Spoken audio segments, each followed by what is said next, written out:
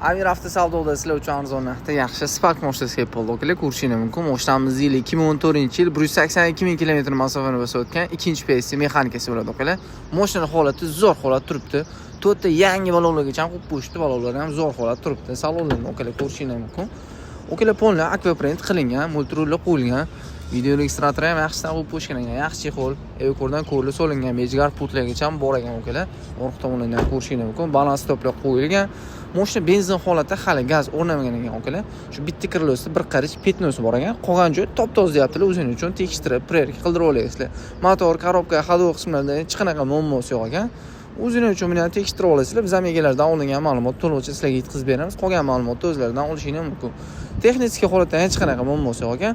Bu mashinamizni akamiz bilan tortishib bo'ladigan narxi sizlar xohlagan dokument bo'ladi ukalar. $5400 tushirib qo'ydi. $5400 ga 2014-yil 182 ming proyekt yurgan Spark mashinasi.